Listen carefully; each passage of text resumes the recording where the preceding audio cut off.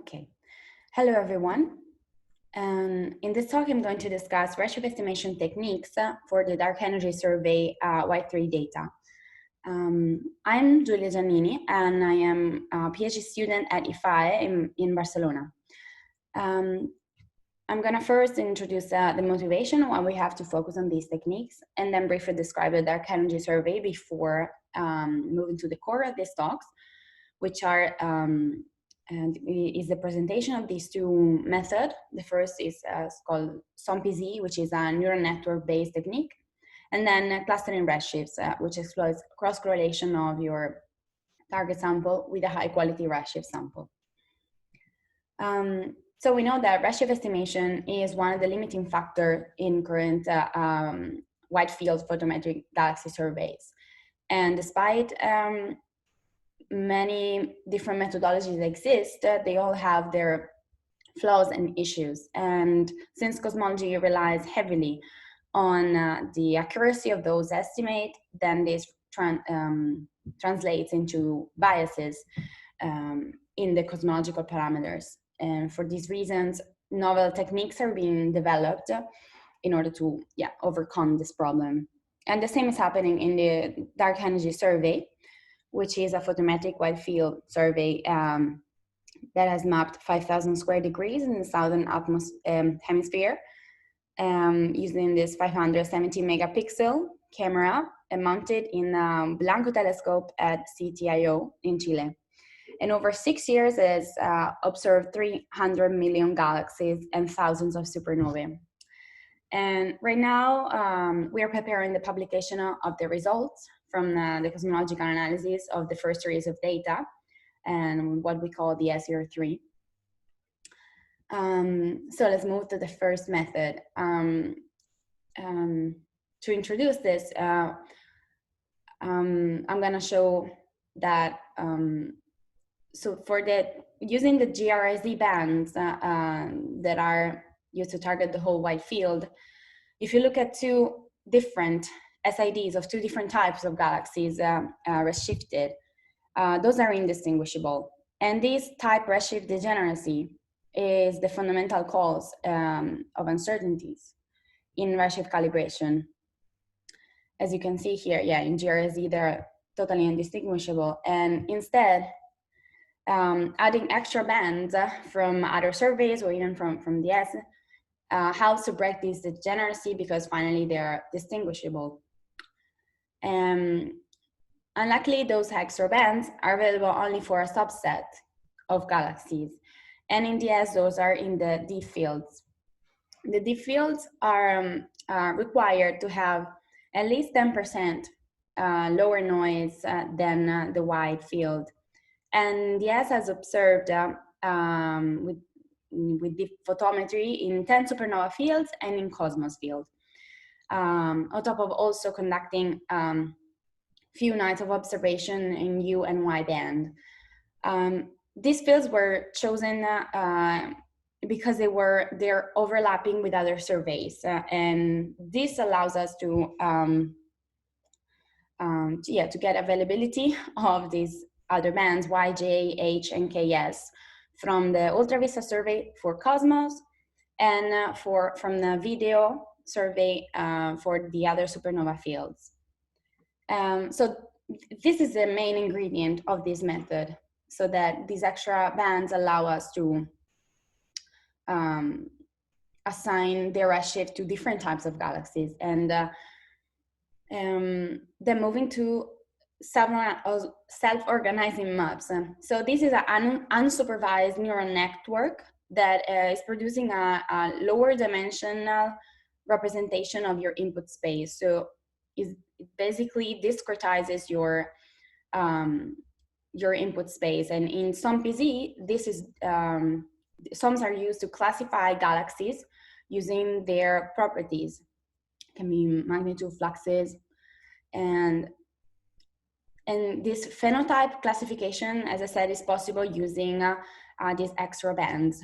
The topology of this sum can vary, and in the S was chosen to be square and having periodic boundaries. And you can think of each cell as one neuron in the neural network. And in the Zombc pipeline, galaxies from the wide field and the deep fields are grouped into phenotypes using sums. And so then these two sums that were created are mapped one to each other through a transfer function. And this is done using this overlap sample, which I'm going to talk about in a minute. Then finally, redshifts are validated in the deep fields using, well, assigning to the deep sum high precision redshift sample. And then at the end, you transfer back the redshift information to the wide field. So you have two sums and four samples. The overlap sample is necessary, as I said, to transfer back the information from the deep to the wide sum. In the S, barrow was developed, which is a code creating noisy replicas of the deep field galaxies by injecting them into real DS images and then processing them through the whole normal pipeline. And so basically, first it creates replicas of all the field galaxies, and then it pastes them several times in random location over the footprint, and then assigns the appropriate photometric error depending on the location itself. And so it produces galaxies that are, the same galaxy that has more or less noise. And some of them don't end up being included in the science sample, for instance, because they ended up in a location where the depth map was not, the depth was not as large. And so it was quite noisy. Zombc is used in the SER3 for two samples. The first one is the weak lensing sources catalog, and the second one is the magnitude limited sample that is used, is one of the two lenses used for the 3x2 point analysis. And I'm gonna talk about this last one. As I said, this was chosen as one of the two lenses. The other one being red magic, which are red luminous galaxies. And this was, despite being noisier than red magic, the magnet sample has a larger number density, and this is the reason why it was decided to add this alternative sample. And this is an extremely bright sample. The magnitude cuts are extremely tight. It presents 6 tomographic bins whose edges were optimized for the downstream cosmological analysis. And the magnitude in the I band ranges from 18.5 in the first bin to 22, around 22 in the last bin. So it's extremely bright. And so this is the sample of which we want to validate redshifts using Zombc. And this is the fourth sample that we need is a high quality redshift sample. And for the moment, we are using two samples. One spectroscopic, which is a combination of many surveys then matched to the deep fields.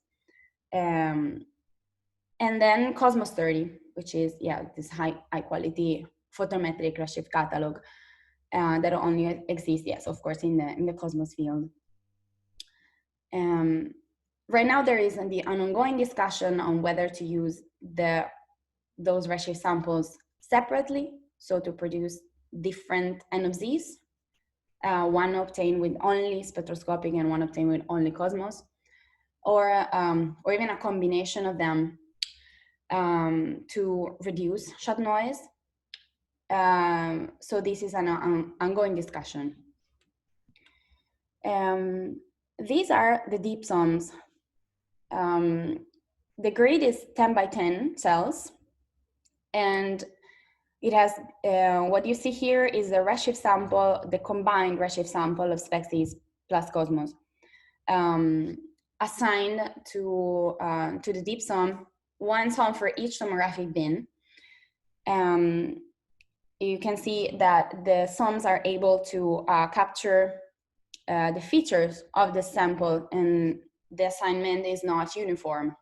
The yellow cells are have more galaxies, and some of the darker ones have fewer. And so using this combined Redshift sample, these are the preliminary NFZs in data obtained with the sums that I just showed you. So as I said, this is preliminary, and the first comparison with the other method used for this MAGLIM sample, which are clustering redshifts, that I'm going to describe in a minute, and using other spectroscopic samples that were not included in the SpecZ sample for Zombc, show good agreement within or around 0.01. And right now, of course, the following step is finalizing the pipelining simulation in order to validate these redshifts and estimate the uncertainties. The uncertainties that we identified were, cosmic variance, of course, since the deep field have around 10 square degrees. The shot noise, as I said, there are some cells that have very few number of galaxies, and this introduces shot noise. And as I already mentioned, the Redshift sample systematics. So you're not sure whether Cosmos is more correct than the SpecZs. So we have to include this uncertainty in the final NFZs. And one way would be to produce several realizations of those NFZs, sampling maybe half of the time from using SpecZs, and half of the time produced using a LIGO, Cosmos. So this is still an ongoing discussion. Now let's move on to clustering redshifts. And in this case, I'm gonna move to the other sample that is the weak lensing sources catalog that I mentioned before, and that also uses Zombc. Well, Zombc is applied on this sample, but it's going to be combined also with clustering redshifts. So what is clustering redshifts? So this is a method exploiting spatial overlap of your sign sample called unknown, and this overlap with a reference sample with good redshifts. And if you divide this reference sample in small redshift bins, then you cross-correlate each of those with your sign sample and measure the cross-correlation. As you see, it creates a signal. The two reference samples used for these weak lensing sources are Red Magic, which I already mentioned, is one of the two lenses used in the 3x2 analysis, and these are red luminous galaxies. And the other one is BOS or eBOS galaxies, and this was chosen despite having a larger statistical error and less overlap with DS. It has a higher redshift coverage, and of course, it's spectroscopic. So the final clustering redshift constraint will come from a combination of these two samples. So the clustering redshift expression using linear approximation and linear bias approximation can be written as follows. So you have the cross correlation is, let's say, proportional to the NFZs of the unknown sample, the biases of the unknown samples and the reference sample, the galaxy matter bias, and the dark matter clustering, and then of which we have to subtract of all the expression, you have to subtract magnification effects. So these are the four quantities, five quantities in play. The systematic uncertainties that we identified are the weak lensing bias evolution systematics, of course, because it's not possible to measure the autocorrelation of the weak lensing sample as opposed to the reference. The fact that we are binning red magic into these small Reshift bins by using photoz's and not through Redshift or specz Reshift. And finally, other inaccuracies in the modeling, this approximation that I mentioned, and maybe do not hold at such small scales, and also magnification effects, and there maybe are not, they need to be included. So to include the clustering redshift constraints is done by using writing its own likelihood, and it's done by modeling the full clustering signal using some of the Zombc realization that are produced for these weak lensing sources.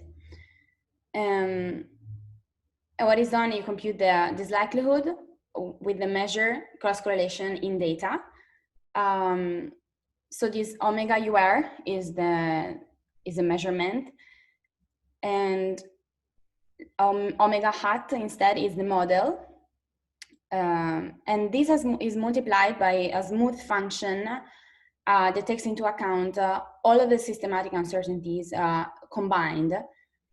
And this is flexible enough to fully describe them, and this nuisance parameter that have to be constrained that will be marginalized over in the chains, and they will finally describe this this smooth function. So as I said, this weak lensing sample will be a combination.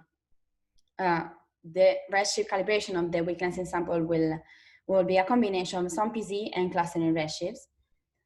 And so Zombc will produce n realization of their NOZ encompassing all their uncertainties. For example, as I said before, if you have an uncertainty of your coming from your redshift sample, half of the time you sample from one, half of the time you sample from the other. This is the idea. Those realizations are filtered using clustering redshifts, and what clustering redshift is good at is selecting those that are smoother. So as you can see, in the first row of this plot, in blue you have the Zombc is a violin plot showing the Zombc realizations, and there is a quite larger scatter as compared to the Zombc plus WZ, clustering redshifts.